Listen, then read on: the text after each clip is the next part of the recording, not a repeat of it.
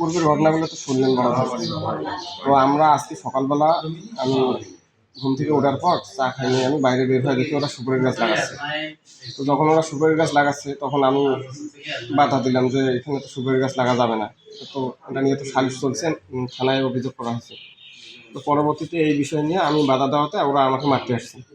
পরে যখন মারতে আসছে ঝামেলা হচ্ছে, তখন দুই বাড়ির সবাই সামনাসামনি চলে আসলো। তো যখন সামনাসামনি হলো তখন ওদেরকে আমরা বাধা দিচ্ছি, ওরা মানতেছে না, ওরা সুপারি গাছ লাগাবে। এমন অবস্থায় নাজিরউদ্দিন বড়ব্বা উনি নিজেই সিরাজউদ্দিন চাচার বউয়ের গায়ে মাথায় প্রথমে বাড়িটা দিছি।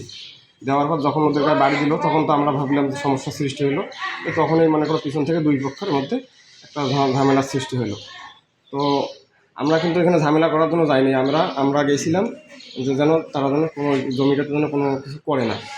কিন্তু ওরা আমরা যে বাধা দিচ্ছি এই বাধাটা উপেক্ষা করে তারা আমাদের সঙ্গে ঝামেলাটা সৃষ্টি করছে এবং এই আমার বড় ভাইকে মারছে এবং আমাকে মারছে, আমাদের 3-4 জনকে এইভাবে মারছে। আচ্ছা, এই জমি নিয়ে কোনো এর আগে কোনো মামলা চলছিল নাকি? না, মামলা না, এর আগে গ্রাম্যভাবে সালিশি হয়েছে। আমরা এলাকায় বসছিলাম, মুরব্বীদেরকে নিয়ে বসার পর 2-3বার বসছি। মুরব্বীরা একটা রায় দিছে, ওরা ওই রায় মানে নেই, ওরা কাগজ জমি দেখাইতে পারে নাই, আমরা সমস্ত কাগজ দেখাইছি।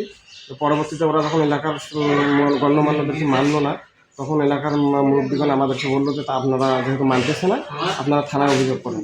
তারপর আমরা থানায় একটা অভিযোগ করি এবং থানা থেকে ওদেরকে 2-3বার ডাকছে। আমাদের ইউনিয়নের যে দায়িত্ব আছে এসআই, উনি 2-3বার ডাকছে, কিন্তু ওরা সেখানে সাড়া দেয়নি। এই অবস্থায় আছে আর কি। থানায় মামলা করবেন কিনা এখন?